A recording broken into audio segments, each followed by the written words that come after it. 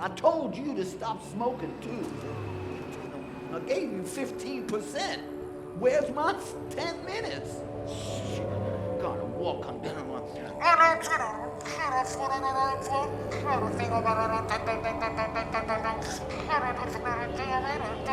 Yeah, what you looking at? Shit, gotta make some money here. What the, man, you can't even see out them glasses. Here, wait, I got you good. Here, wait, don't move. I got it, no, it's good, it's good. 50 cents. 50 cents, man. Oh, the Kennedy Center, people staying down here. Oh, shit. I'll tell you, man, I'm trying to make some money here. I don't know this goddamn shit. Whoa! Watch out! Man, where you going in such a hurry? Somebody called a Johnny Cochran firm. Damn. I'm trying to make some. Well, what you looking at? Oh, you looking at me? Shit.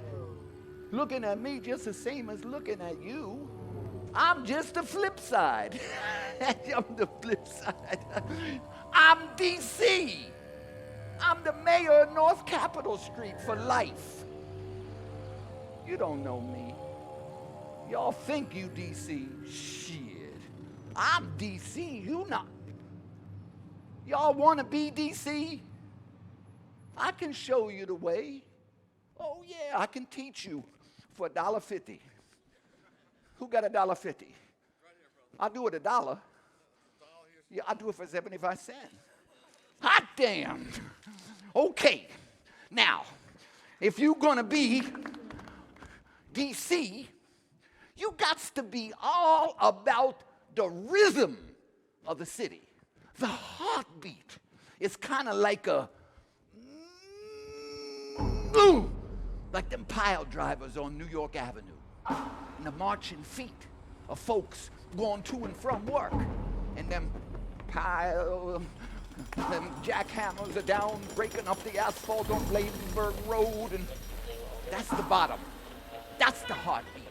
Then you add some jazz and some blues, a little bit of Ira Gershwin, rock and roll, and some soul music, and country western, and just a tad of John Philip Sousa. You shake that up and stir it real good. You pour it out. That's the official music of Washington, D.C. Go, go! Now allow me to present my credentials. I've been living on the outside.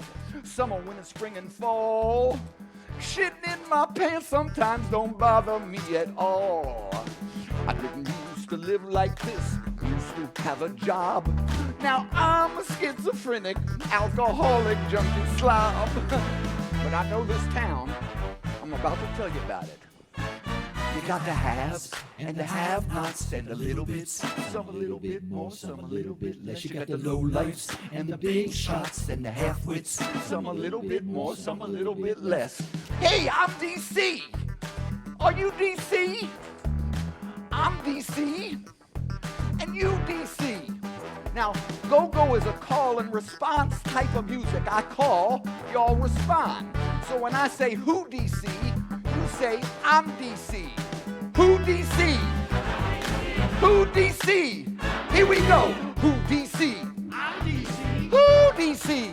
I'm DC. I said who DC? I'm DC. Who DC? We all DC. You got the haves and the have-nots and the little bits. Some a little bit more, some a little bit less. You got the low-lifes and the big shots and the half-wits. Some a little bit more, some a little bit less. Let me tell you, DC is all about running. The young women running in the morning with the Lululemon outfits on. Ponytail swinging side to side. Young black men running from the police. Police running down a homicide. Some people running some people out of their neighborhoods. Make it gentrified. Brothers running games on brothers running games on them. It's like suicide. Politicians running under the King Street. get oh so satisfied.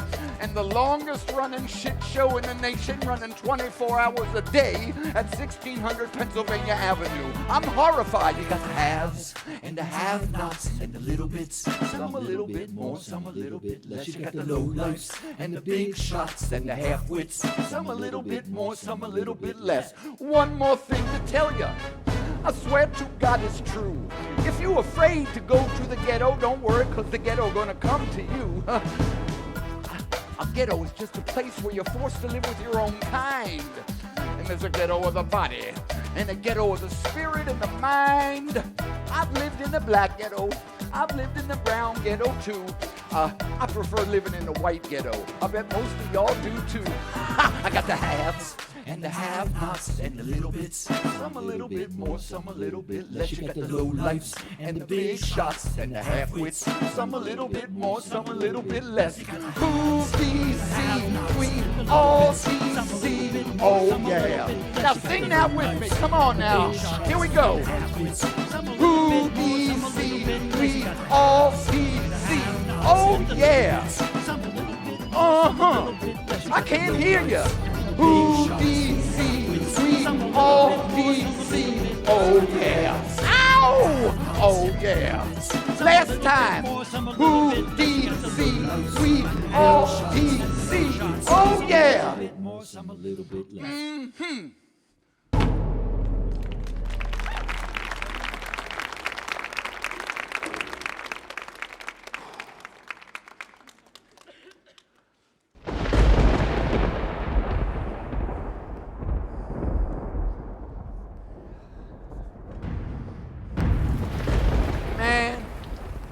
I hate getting up in the morning.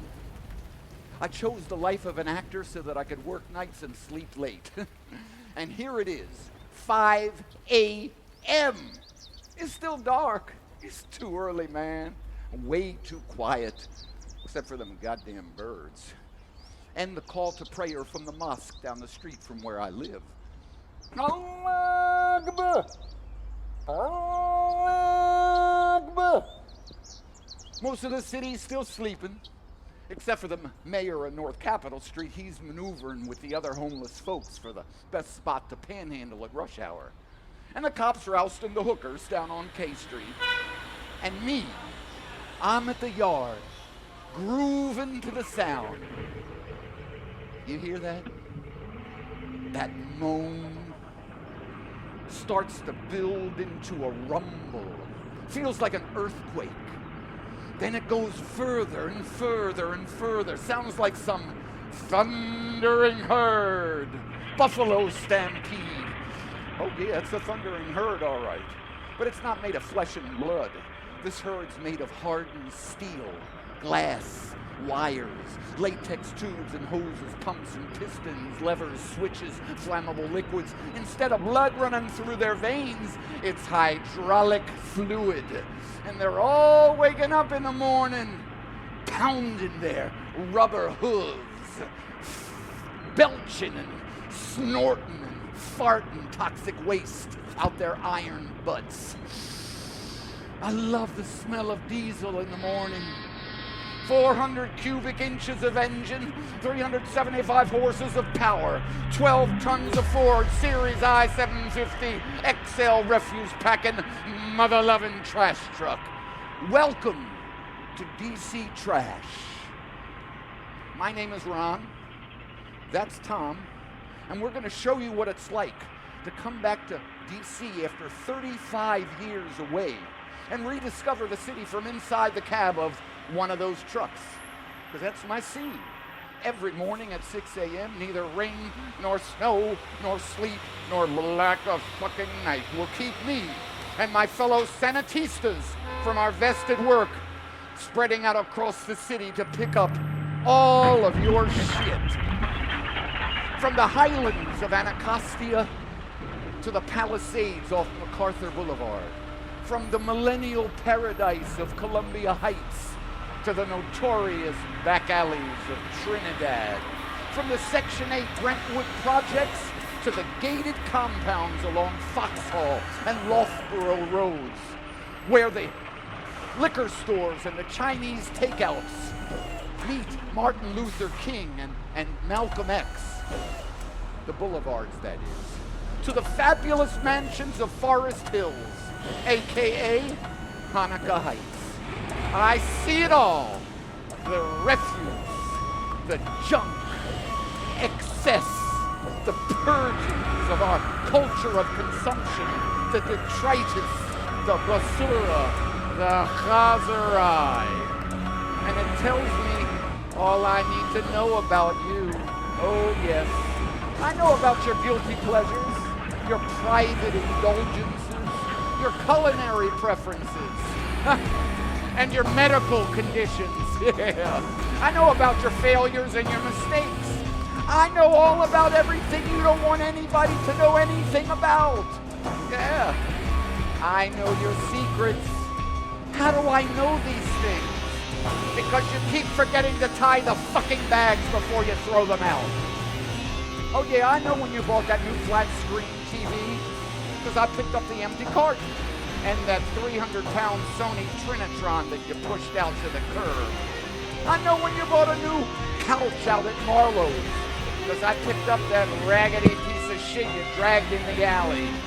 I know who's got bed bugs, and I know when you've been partying big time, and I know when you haven't paid your rent, because it's me who comes by with my truck to eat up your life's belongings, all laid out there on the curb for the world to see.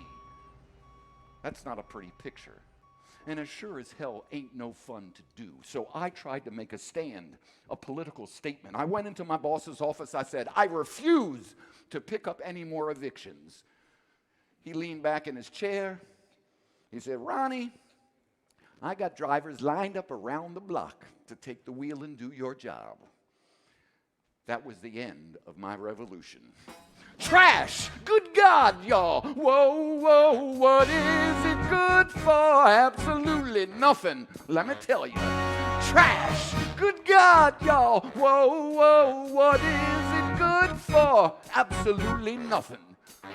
Now, as you walk, or drive, or bike, or scoot, or skate, or however the hell you get around our fair city, do you ever wonder why you see so many different kinds of trash trucks?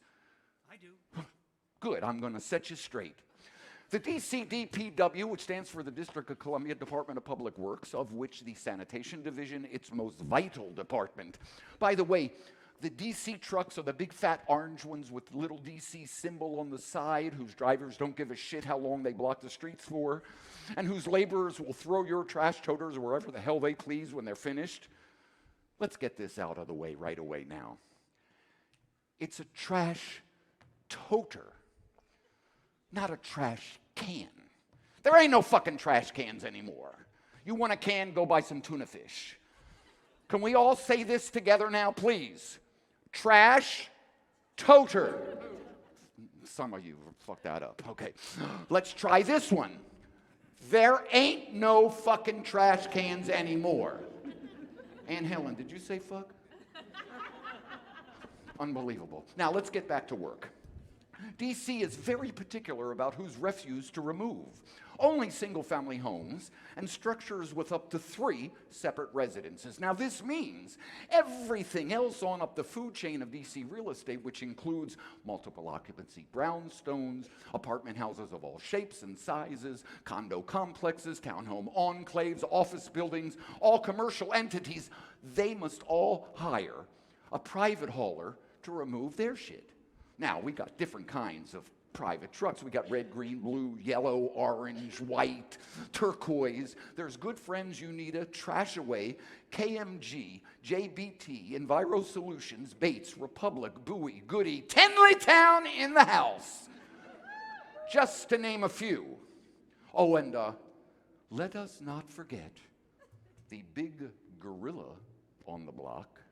Waste management. Now, I work for one of those private haulers.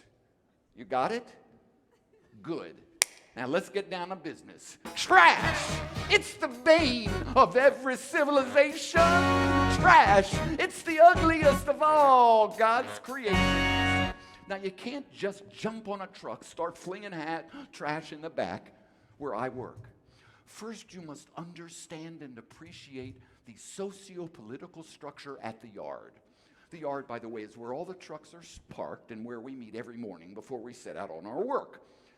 As you approach, you will notice one group, which I will call the summit of the Americas. We have representatives from Mexico, from Guatemala, from Honduras, from, well, half the population of El Salvador. Let me tell you, all discussions amongst the summit are in Spanish. I have no idea what they're talking about. But I do know one thing. Many of them have traveled well over 3,000 miles on one of the world's most brutal and unforgiving highways by foot, boat, train, bus, cart, donkey, then pay some exorbitant fee to a scumbag coyote who would just as soon slit their throats as get them across the border. That's if they survive the elements. Oh, and they made it. And they get here. They're hauling trash in Washington, D.C., the capital of the United States, the so-called leader of the free world. Jesus, that is not an immigration problem as far as I'm concerned. That's some dude serious about finding work. And boy, work my Latino fellow Sanatistas can do. You got a problem? You need help? All you need to do is yell out, "Yo, Marcellus, Roberto, yo, Juan Carlos, Samuel, Rafael." Don't under any circumstances yell for Jose. Because you yell, "Yo, Jose," you got 10, 15 guys start running towards you. At 6 a.m., that can be a harrowing experience. Now, the other side of the yard, you will notice a group which I will call the Congressional Black Caucus. Yeah, I'm feeling it. You got Mo, D, Londell, Roosevelt, Damon, Blind, Maurice. Maurice. Went into the slammer at the age of 18 on a murder rap, came out 28 years later, a stranger in a strange land. But a kinder and gentler man you'll never find. Taught me an important lesson. Ronnie, you got to stop waving at people when we're in the alleys of Trinidad. Thank you, Maurice. Also, you will notice amongst the caucus our Mad Max maniac mechanic, Earl, working with his welder's helmet and his blowtorch like a Dr. Frankenstein on the dead carcass of an aging truck, and grave robbing engine parts from the rotting metal corpses around the yard until he can look up and say, "It's alive! It's alive!" You'll also notice our yard foreman, Jerome. Imagine the Pillsbury Doughboy and Darth Vader had a child together. That's Jerome. 5'3.5" of pure, unadulterated trash man, barks like a dog with the voice of someone who eats gravel for breakfast. "Come on, you goddamn shit, come in the metal shoes and them tennis shoes, you fired. You come Monday morning, I can't walk, what you doing, the damn nigga, you fired. And you, Bama mother, you don't work, anyone goddamn doing the work in the goddamn church, you fired." Now, you might not know what the hell you did, but you sure as hell know when you're fired. Now, the topics that the caucus discuss range around the Redskins, the Nats, the Capitals, the Wizards, and often you'll hear a melancholy reminiscence about Barack Hussein Obama. Don't you ever say anything bad about Barack Obama within earshot of the caucus, because they'll have your ass. And that ain't nothing but the truth, Ruth. Now, situated somewhere between these two groups, you will find the NAPRWP, which is the National Association for the Positive Representation of White People. That's me. And believe me, at this job, representing white people in a positive manner is no easy assignment. The first hurdle that I had to overcome with my fellow Sanatistas is convincing them that I wasn't rich. A white man living in Washington, D.C., a Jewish white man, no less? Bullshit. I mean, it was an alien concept, no pun intended, that white people in general could be poor. It got to a point I was going to rent one of those double-decker buses, take everybody from the yard for a ride through Appalachia. I'd be the tour guide. If you'll look up to your left, on the hill there, that dilapidated shack with the dirty little children sitting on the front, yes, those are white people. and that's fucking desperate poor people. Now, look over to your right to the trailer park, yes, more poor white people. Of course, you can understand. You ride around on the back of a trash truck, Washington, D.C., you don't see poor white people. On the other hand, you do see a shitload of poor black and Latino men, women, and children. Therefore, it is easy to assume people of color are always poor and white folk got all the dough, Joe. You can't fight City Hall. Hey, but wait a minute now. I grew up and was raised in this city, and that upbringing has helped me to become what some of my brother Sanatistas refer to as an honorary Negro. Or how Charlie puts it, I'm a brother from another mother. And I had Latino helpers who used to call me cuñado, which means brother-in-law. You know, I'm not trying to delude myself. I know I'm Caucasian. I am a white man. Gringo, Americano, whitey, cracker, honky, whatever suits your fancy. And once we're out there on the streets where the rubber hits the road, a word gets spoken. A situation arises, and the battle lines get drawn. Walls go up. No matter what I do to avoid it, racial shit rears its ugly head. Trash! It's an ugly, bacteria-laden ocean. Oh, Lord, don't touch it, or you'll need some calamine lotion. Trash! Good God, y'all! Now, there are 3 basic categories of the shit that y'all produce that we have to get rid of. First, there is your basic trash and garbage. You put it out by dawn, I got it by noon, boom, it's in a hole in the ground by the end of the day. Then there is bulk trash, my specialty. You got clothes, furniture, appliances of all sizes, construction material, anything you tried to but couldn't get into one of your trash toters, including the kitchen sink. Now, anything of any value ends up in my apartment. No, my place is fully furnished. Nothing matches, but I pay it no mind because I didn't pay a dime. Anything that I or my helpers can't use, it's in a hole in the ground by the end of the day. Then there is recyclables. DC law mandates that you, the citizens of our fair city, must separate your recyclables from your trash and garbage. You can be ticketed for not doing so. It also mandates that we, the trash hauler, must remove them separately in separate trucks. It's kind of like not mixing the meat and dairy utensils in a kosher kitchen. Now, there are some neighborhoods in this city whose residents are convinced that you can recycle chicken wings. No, you can't. And no, you cannot recycle kitty litter. Conversely, there are other neighborhoods in this city where the citizens not only recycle, but they have become vigilante recycling motherfuckers, let me tell you.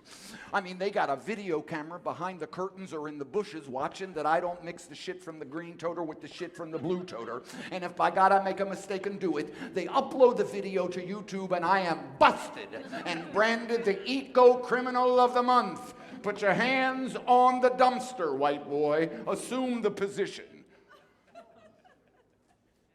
Can we talk? I don't want to be the one to rain on your parade. Because I know all y'all think you're saving the world with your recycling, but I think that you just might agree with me that in this modern complex world in which we live, just when you think you've solved the problem and you're doing the right thing, you have in fact created a new one that's even worse. And when we got a problem, brothers and sisters, there's trouble in River City, and it's clogging the alleys, flooding the stoops, and stairwells, filling all the toters, overflowing from the dumpsters, and it's spilling out onto the streets and the sidewalks. Help me. It's cardboard, laminated, fabricated cardboard, perforated, corrugated cardboard. You sit there in your PJs and you order shit online. What you think they ship it in? Cardboard every time. Cardboard, all sizes, shapes, and styles of it. Cardboard, miles of it, piles of it. Cardboard. Huh. Now let me tell you what I see just about every single day. Amazon.com, Amazon Prime, Odd Lots, okay, every time, all the time. LLB, know what I mean. Best Buy, J. Crew, Haute Cuisine. I know all you people think that what you're doing's right. So why you gotta go out and order takeout pizza every night? Huh? Cardboard, laminated, fabricated cardboard, perforated, corrugated cardboard. There's Silvex and FedEx, Uncle Sam and DHL. You can't remember what you ordered. You just love that cardboard smell. Cardboard, all miles, sheets, and styles of it. Cardboard. Miles of it, piles of it, cardboard. That's all I got to say about that. Now,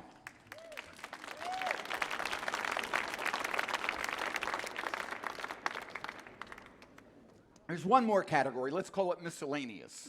Like when I was cleaning out a hoarder's apartment, I lifted up a 5-foot stack of newspapers dating back to 1951.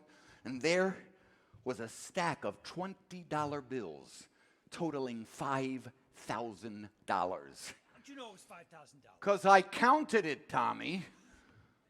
And after a few moments of introspection, putz that I am, I turned it over to a relative in the next room. I wake up in the middle of the night sometimes thinking about that choice. And then there was the time we were coming off of Meg Street in Trinidad, entering an alley, and there was all the yellow tape blocking the way, police. And there was a cop sitting on a Harley, and he says, you can't go up there. There's a body burning in a trash can. I gestured for him to come over to the truck. It's a trash toter, officer. There ain't no fucking trash cans anymore.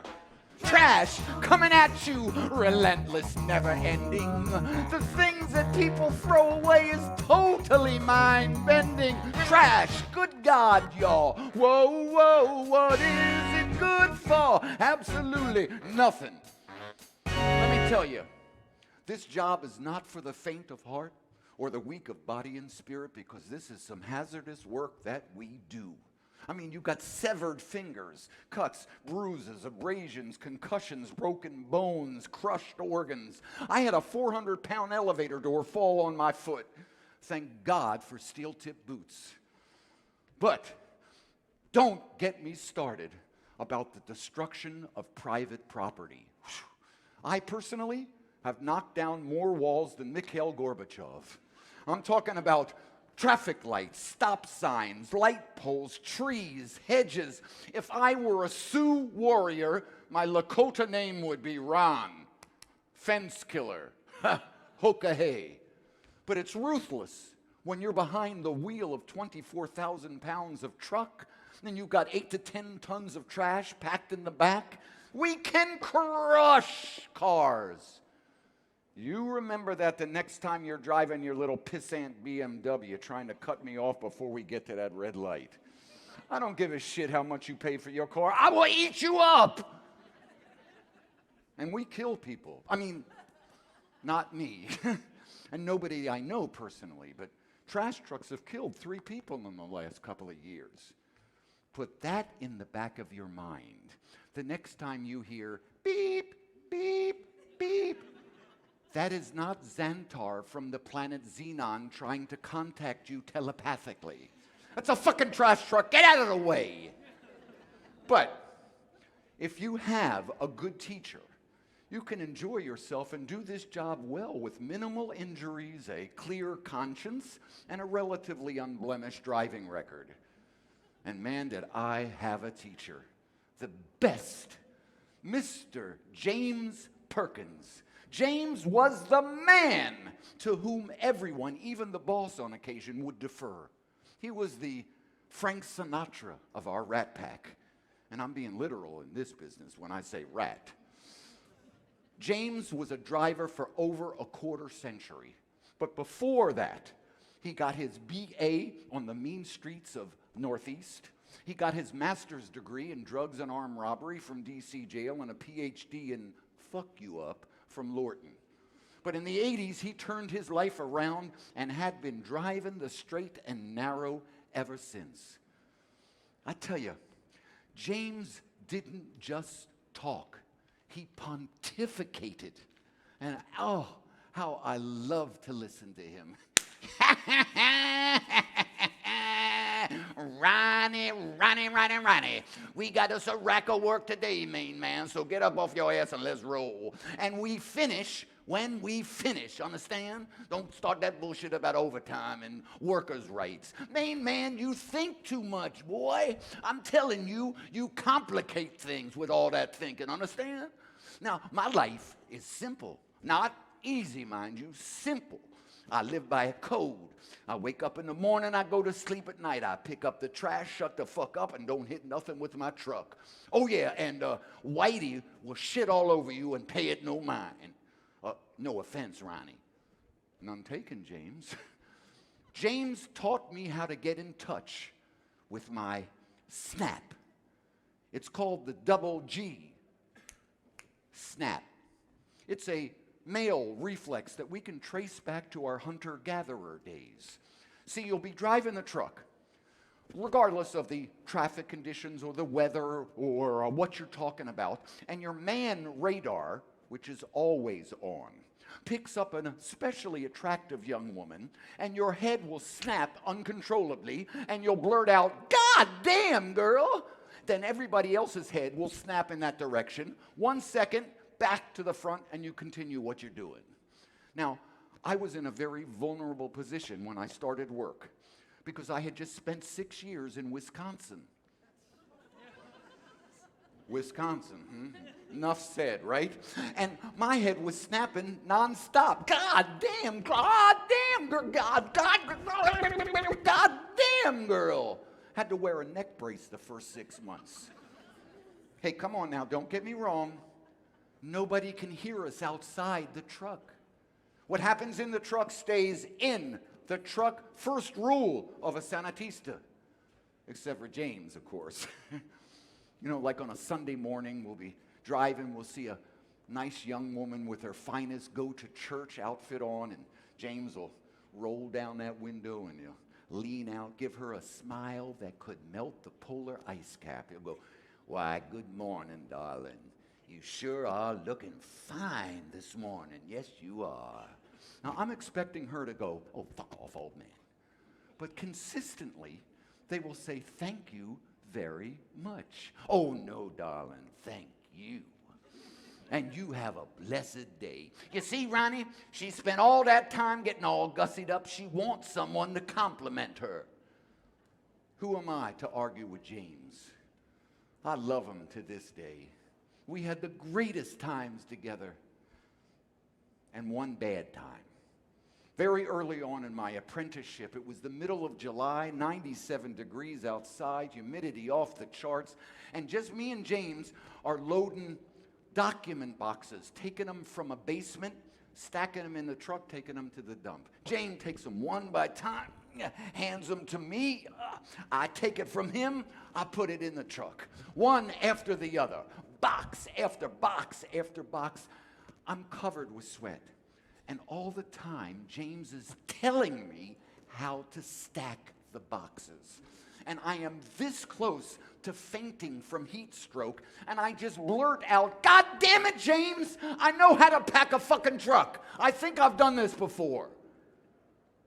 Now, if you ever hear James refer to you as slim, you know your ass is in a sling.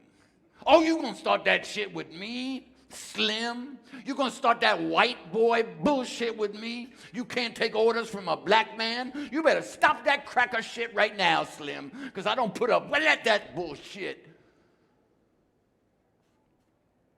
I didn't know what happened, except I was standing there on the sidewalk, completely humiliated. I tried to apologize. He would have none of it. The next day I said, James, could we? No. See, he had moved on. Probably 2 minutes after it happened. Took me much longer. Find my own peace with it. Learn from it. Move on. A word gets spoken. A situation arises. The battle lines get drawn. The walls go up. No matter what I do to avoid it, that racial shit rears its ugly head. Trash can take on human form, be what people saying, and then it will eat at you and never stop decaying. This city's like a landfill piled high with frustration. DC could become the trash capital of the nation. Trash! Good God, y'all. Whoa, whoa, what is it good for? Absolutely nothing. I told you. I tell you, the experiences I have driving this truck, it brings up all sorts of emotions. And then the emotions kick off memories. And the memories of the neighborhoods that I grew up in. And today I'm picking up the trash in those same places. I start seeing ghosts. You know, some of what I remember still exists. There's RFK Stadium where I saw the Redskins with my dad, and well, I was a member of the Washington Senators Knothole Club. And then there's the Howard Theater where I saw the James Brown Review and Ike and Tina Turner. The Uptown Theater where I saw 2001 about 50 times. The second half, you know, we've snuck in. Anyway, a lot of what I remember has disappeared, usually replaced by a CVS. In fact, every time I see a CVS, I'm pretty much assured that it has replaced something of personal or historical significance. There's one CVS that puts a knife in my heart every time I drive by it, Wisconsin Avenue, up above Georgetown. But I'll tell you about that in a minute, because that's where I had a religious experience that changed my life forever, really. I'm driving up Wisconsin, I see this big ball of light. And it starts coming towards me, and I'm feeling faint, and I pull over to the curb, and I see there's a figure inside this ball of light, and I think, Jesus, this could be Jesus. It wasn't. It was none other than the late Honorable Marion Barry. Mayor for life of Washington, D.C., just died 5 years ago. And he spoke to me. He said, Ronnie, I want you to tell them about what used to be there. Who am I to argue with Marion Barry, right? So I'm going to tell you about what used to be there. But first, I got to bring it down a little bit. I got into show business so that I could say that line. Let's bring it down a little bit. Tommy?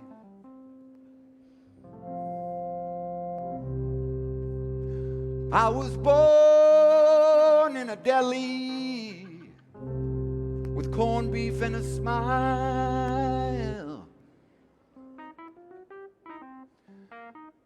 And just like that deli, I'm not religious, just kosher style. See, I'm a long-time D.C. homie, and I've finally come home. Yeah. I ate tiny little tavern burgers, ordered Mighty Mo from the teletray. Through the wizards as the bullets watched the senators sneak away. I'm a long-time D.C. homie, I'm finally coming home. Let me tell you, I bought seaweed at DuPont Circle, harder drugs, 14th and Swan. Now they call it the U Street corridor, all my junkie friends are gone. I'm a long-time D.C. homie, I'm finally coming home. Now, I wasn't actually born in a deli, but from the age of 4, my life did revolve around one. The corner of Wisconsin Avenue and Hall Place at the very southern tip of Glover Park. For 25 years, Lou Rose Delicatessen and Restaurant. It was a DGS grocery store run by my grandfather for many years, but in 1954, upon his death, my father converted it to a deli, specializing in kosher-style food, and he ran it with my mother, Rose, hence the name Lou Rose. Now, like any mom-and-pop operation, we lived above the store, which accounts for the fact that, with the exception of Jewish holidays, I didn't eat anything unless it was between 2 slices of bread, usually rye. D.C. loved Lou Rose. I mean, it was city-wide famous. And not just because my father Lou butchered and cooked his own corned beef, roast beef, and brisket. And not just because when Rose made her famous Reuben sandwich, she put the Russian dressing under the corned beef so as not to make the rye bread soggy when you put it on the grill. And not just because we deep-fried our kosher hot dogs in peanut oil, wrapped them in a piece of fried kosher bologna, and put it on a poppy-seeded Ottenberg's roll. And not just because Lou made the potato salad fresh, and Rose made the coleslaw, and we had specials every night of the week. No. People came from all over the area to watch my parents fight while they made the sandwiches. And I'm not talking about little father knows best spats. I'm talking about knockdown, drag-out wars of attrition. God damn it, Rose! You're using the wrong goddamn bread from yesterday's bag. Use the goddamn bread from that bag. And you're putting too much corned beef on the sandwich. God damn it! You burn me up sometimes. A quarter-pound, Rose. 4 ounces. Don't go against me. I'll make the sandwiches the way I make the sandwiches. Don't go against me, goddammit, Rose. You go against me one more time, it'll be the last time. I'm the boss. Klugman, you're the boss of my tuchus. Kanzemacher Klugman. I should have married Dutch Weinstein when I had the chance. Yeah, I had a lot of guys asking me out. I went against my mother and married Doss over here. Yeah. It's funny now, right? It wasn't funny to me back then, let me tell you. Because not only did I live above the store, but from the age of 13 on, I had to work there after school. Saturdays and Sundays. I was busboy, dishwasher, cashier, sandwich maker, grill man, delivery boy, but my most important function was referee. Because shit got hairy pretty often back there, let me tell you. I mean, you got the slicer whirring and the steamer spritzing and the grill sizzling, and Lou is yelling and Rose is yelling, and there's 40, 50 people waiting for their food, and if I hadn't stepped between them, somebody might have gotten seriously hurt. Lou got stabbed one time. It was an accident. You know, it was just this much. Rose was trying to make a point with a butcher knife, as Jewish mothers do all over the world, right? And Lou, he threw pickles at Rose one time. I mean, they were the best pickles in the world. They were aged in wooden barrels up on Long Island. We had them brought down. Anyway, it was amazing between them. Now, to this day, people ask me, they were kidding, right? I mean, when they got home, they were loving husband and wife. I don't think so. No, separately, they were terrific. And they really cared about their customers. I mean, Rose treated the students from American and Georgetown universities who came in for the specials at night, treated them like they were her relatives. And for her favorites, she always gave a little bit of extra meat on their sandwich, which drove Lou crazy, right? And Lou was so charming, out there telling jokes, stories, giving credit when necessary, but you put them together, Mount Vesuvius. Lou Rose was the first time that I had meaningful relationships with African Americans. Excuse me. There was Joe, Albert, Tex, Alberta, Johnny, who worked for my parents over the years. And you know, as a young teenager, I felt more at home with them than I did with the two lunatics who ran the place, who just happened to be my parents. I mean, we were comrades in the struggle, all of us, overworked, underpaid, and disrespected. Kind of like the way I feel today as a sanitista, you know? But one night, however, Johnny and I were cleaning up. Now, Johnny had worked for my family for years, watched me grow up, was even at my bar mitzvah. And it's just me and him. The door's locked, lights are down low, chairs are on top of the tables. Johnny's mopping, I'm sweeping, and he's telling me the greatest stories from back in the day, you know? And he was really funny, and I'm laughing and trying to catch my breath, and I go, boy, that's amazing. And Johnny stops working. And he leans the mop up against the wall, and he comes over to me and goes, don't you ever call me boy again. Don't you use that word with me.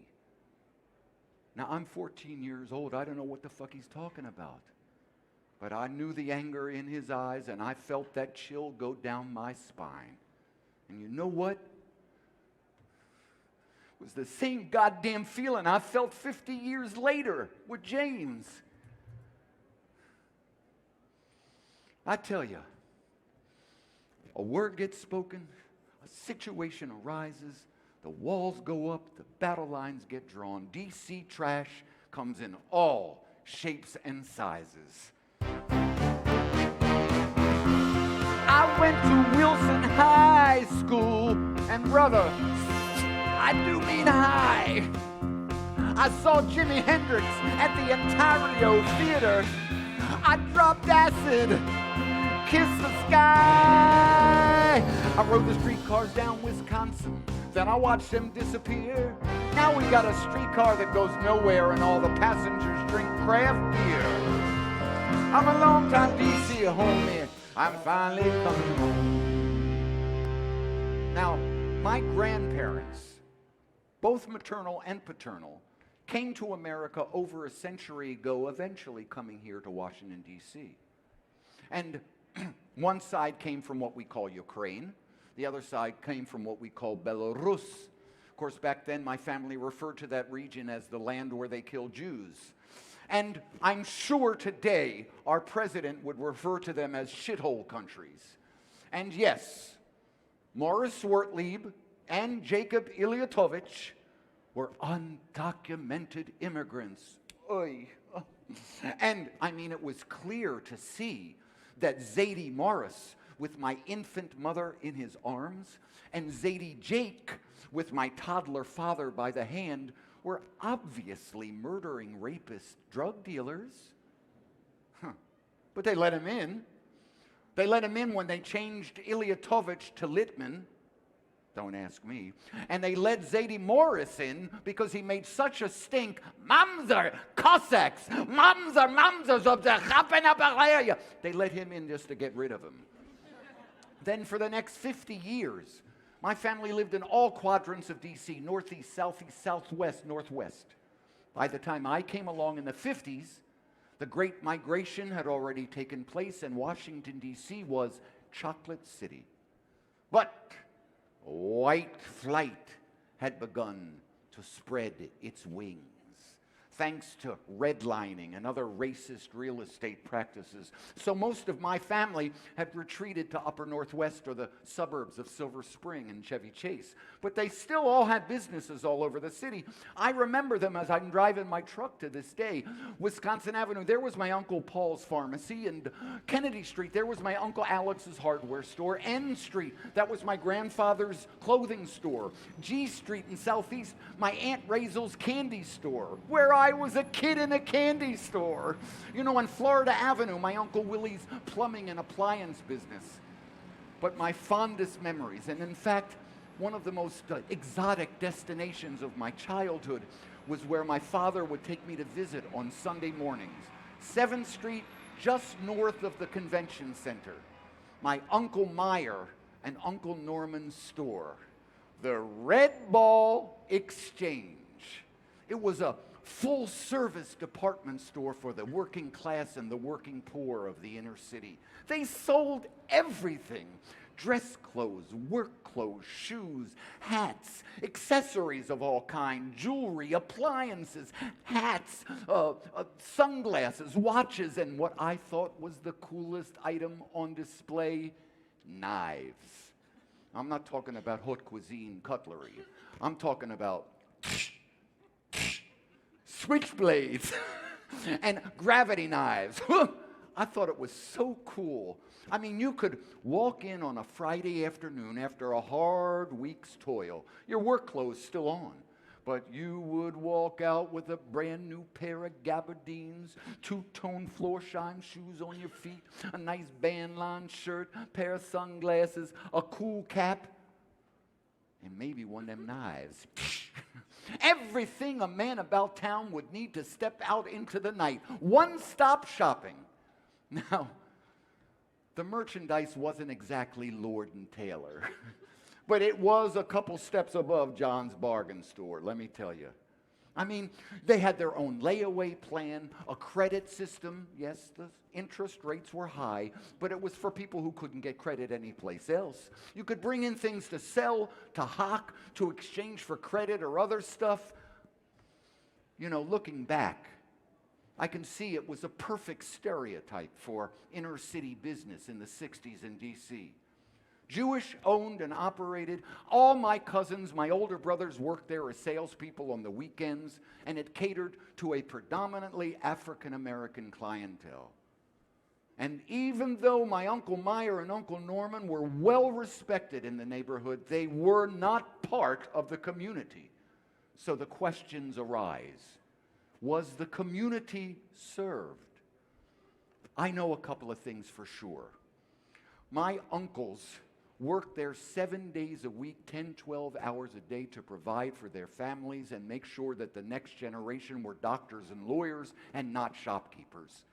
And there were very few people willing to run businesses in downtown D.C. at that time.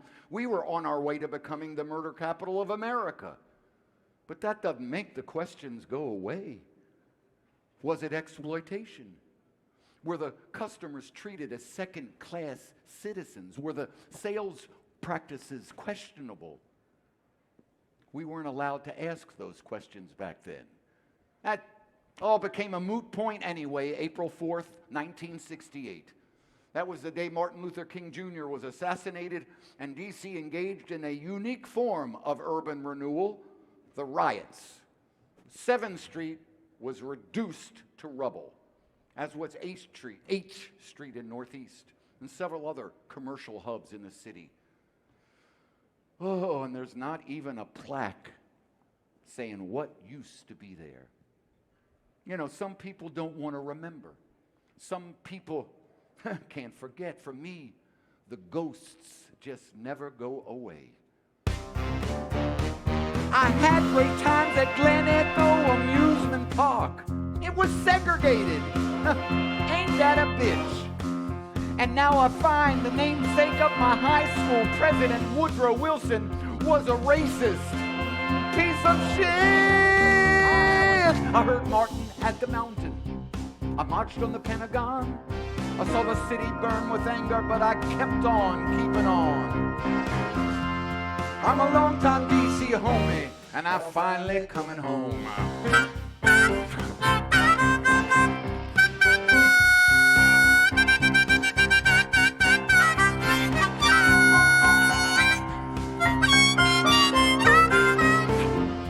I'm a long-time D.C. homie, I'm finally coming home.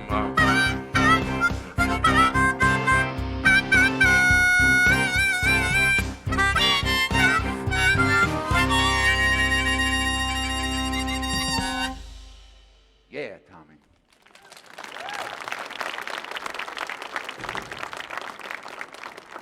Now, it's not just the past that keeps distracting me while I'm driving my trash truck. I am concerned about the future. But you know, I'm not somebody who's going to tell you the proper story of the future, because I'm on the outside looking in. We need somebody here who's got the perspective from the inside that can really talk to you about the future. Now, I found somebody who can do it. And luckily, he was between engagements. So I'd like to take this moment to give you our new Master of Ceremonies, Tommy.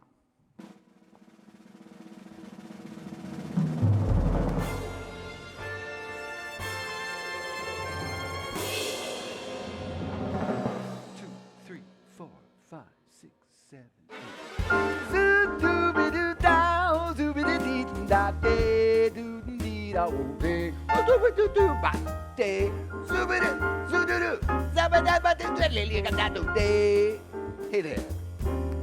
You look marvelous tonight, sweetheart. Good to see you.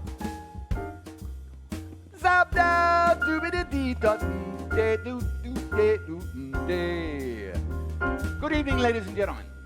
Meine Damen und Herren, Madame et Monsieur. Welcome to the Kennedy Center. My name is Slick. I'll be your host this evening for a special presentation of Washington, D.C. Who you gonna be?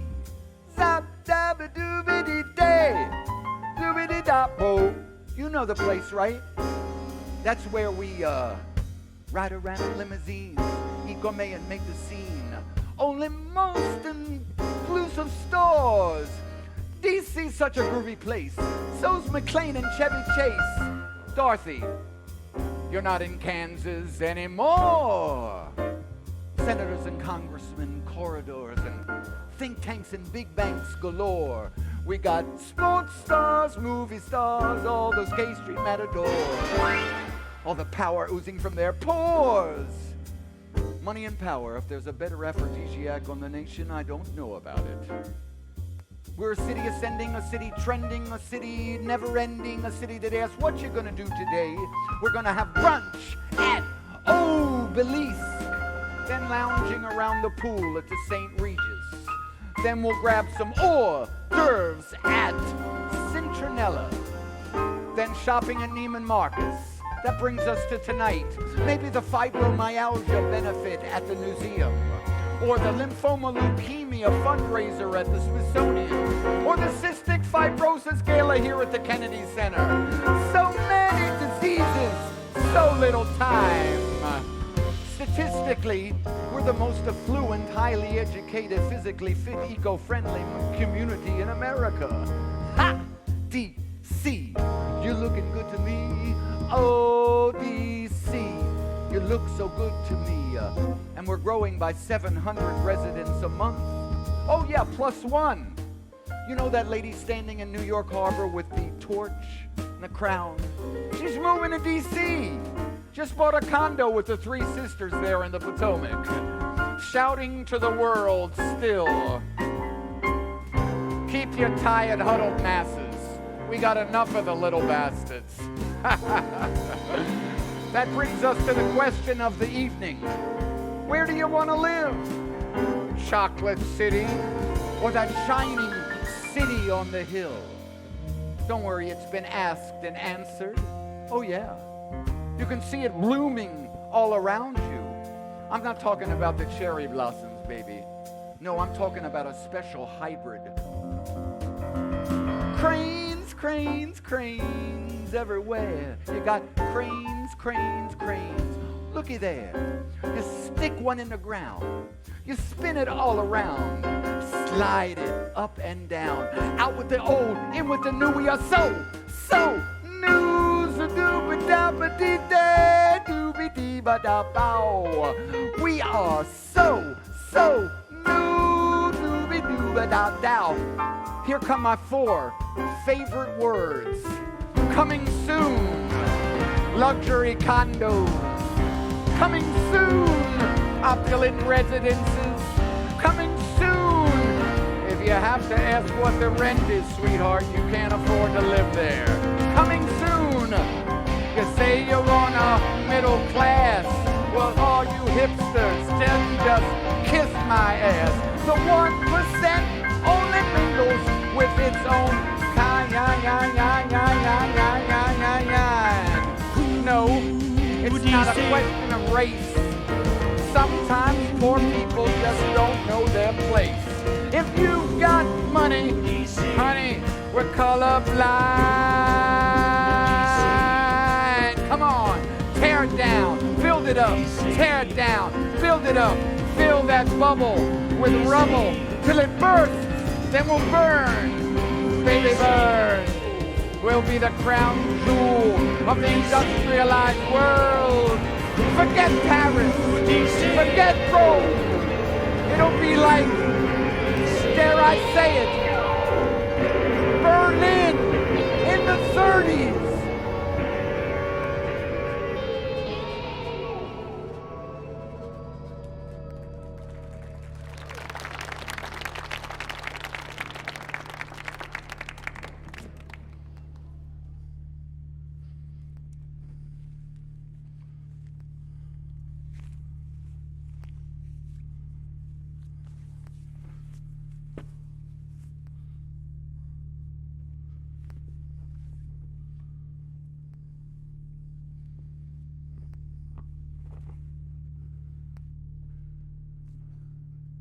Who you gonna be, DC?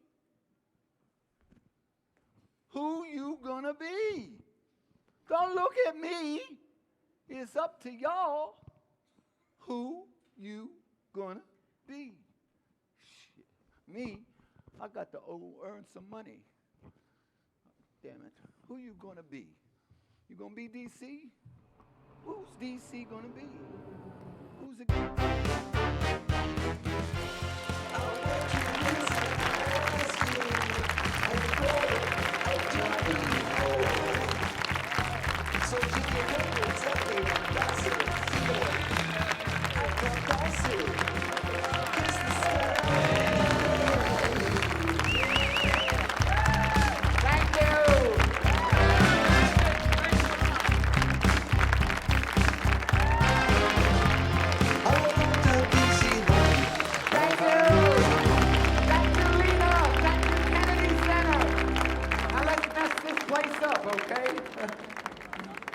Guys.